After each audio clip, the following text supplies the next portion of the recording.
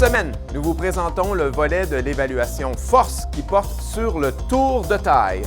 Nous vous montrons un extrait d'une nouvelle série vidéo chronométrée à laquelle a participé le commandant de la Marine royale canadienne. Nous vous parlons de la manière dont un parachutiste des Skyhawks a combattu le vertige et nous découvrons ce que le gouverneur général écrit au sujet des Forces armées canadiennes dans son nouveau livre. Bienvenue à une autre édition des Nouvelles de l'équipe de la Défense. Je m'appelle Cathy Roberge. Et je suis le capitaine Jean-François Lambert. Voici ce qui se passe à la Défense pendant la semaine du 2 mai. Dans les dernières éditions des Nouvelles de l'équipe de la Défense, nous vous avons présenté le nouveau profil de conditions physiques force des Forces armées canadiennes et les nouveaux outils qui permettront aux évaluateurs des programmes du soutien du personnel de déterminer la condition physique des militaires avec plus de précision. Le capitaine Jean-François Lambert a discuté du programme avec Daryl Allard, directeur de la condition physique des programmes de soutien du personnel. Daryl, une des questions les plus fréquentes qu'on a, et puis quelque chose qui est de nouveau pour nous cette année, c'est la mesure du tour de taille pour ce qui est du profil force. Est-ce que tu peux nous donner plus d'informations là-dessus? Oui, absolument. Même si c'est un nouveau test pour les forces canadiennes, ce n'est pas un nouveau test pour nos alliés. C'est aussi supporté avec la recherche et l'Association mondiale sur la santé comme un facteur de prédiction pour certains problèmes de santé, notamment des maladies cardiovasculaires, la diabète, la pression artérielle et aussi certains types de cancers, peu importe la grandeur d'un individu. Je vois certains de nos auditeurs qui sont inquiets un peu. Pourrais-tu nous démontrer un peu comment ça se passe? Oui, absolument. Ryan va nous faire la démonstration. Donc, le membre a l'option de faire le test derrière un matelas de gymnase pour un aspect plus privé, si vous voulez. Ensuite, Ryan va nous faire la démonstration. Donc, la première partie du test, le membre va trouver son os de hanche ou la crête iliaque comme point de repère. Ensuite, il va tenir le ruban et faire un pivot autour de soi. Ryan va s'assurer que le ruban est bel et bien droit. Ensuite, lors d'une expiration normale, va prendre la mesure au 0,5 cm. Le résultat va ensuite être mis dans le système eFit qui va nous aider à mieux mesurer la condition physique santé. Parfait. Bien, je te remercie beaucoup, Daryl. Puis nous, on retourne en studio, mais on sera de retour bientôt pour plus d'informations sur notre nouveau test. Merci, Jean-François. Nous lançons une nouvelle série vidéo dans laquelle nous invitons les dirigeants à relever un défi chronométré. Pendant l'émission, le participant doit répondre au plus grand nombre de questions possibles en 60 secondes. Le vice-amiral Mark Norman a été le premier à se risquer. Do I have any work-related regrets?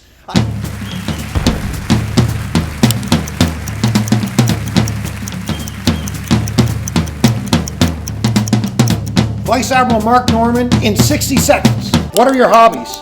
Skiing, working on cars, and staying out of trouble. Vous trouverez un lien à la vidéo complète dans les liens connexes. Sauteriez-vous en parachute si vous aviez le vertige? C'est pourtant ce qu'a fait le capitaine Jake Porter, un des as des manœuvres acrobatiques aériennes des Skyhawks.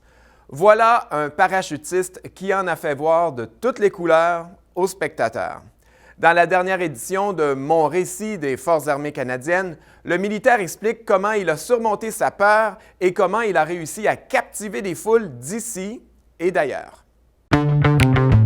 Mon père est sûrement un des plus grands fans que j'ai derrière moi. Ma mère, comme toutes les mères, ont un petit peu une peur de ce qui va nous arriver. On est en peur de ce qui va nous arriver. Je suis l'adjudant Steve Ouimet, le second en commandement pour l'équipe des Skyhawks. Et vous avez quelque chose d'intéressant à nous raconter?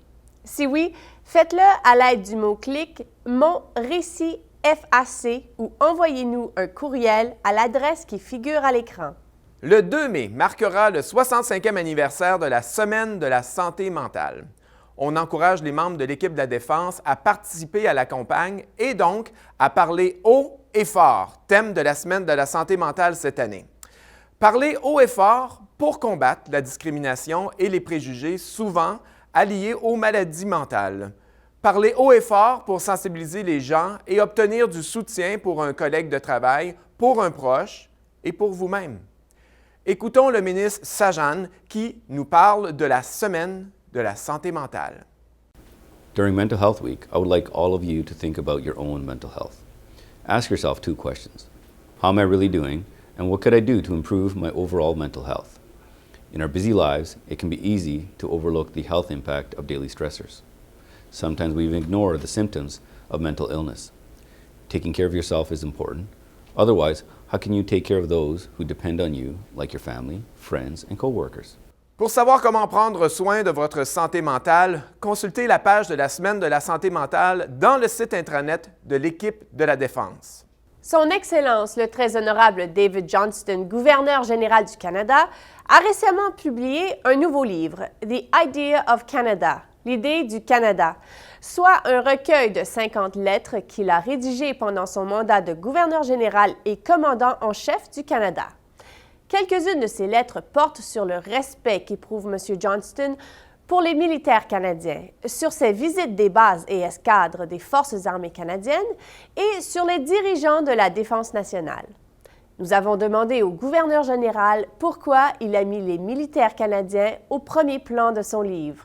When I think of the idea of Canada, a good portion of that is how we have created institutions that both protect us and to help us play our role in peace and resolution of conflict in the world. And so I've done a couple of letters to reflect on those particular contributions to the idea of Canada. Lors d'une prochaine édition, nous vous présenterons une entrevue complète avec notre commandant en chef. Sa Majesté, la Reine Élisabeth II, a récemment célébré son 90e anniversaire. Toute la population est invitée à lui envoyer des vœux d'anniversaire au moyen d'un site créé spécialement pour l'occasion. Les messages serviront à créer un recueil que le gouverneur général remettra à la Reine. Voici un moment d'histoire militaire canadienne.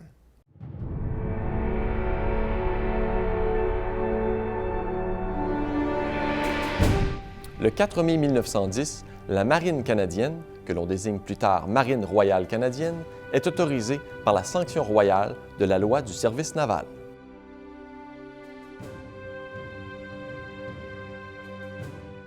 Membres de la Force régulière et de la Première Réserve, il n'est pas trop tard pour faire connaître vos idées, votre expérience et votre opinion au sujet de l'inconduite sexuelle dans les Forces armées canadiennes grâce au sondage mené par Statistique Canada.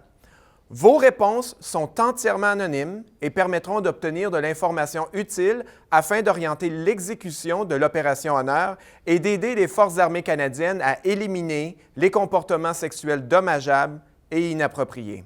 Faites vite, car la date limite approche à grands pas.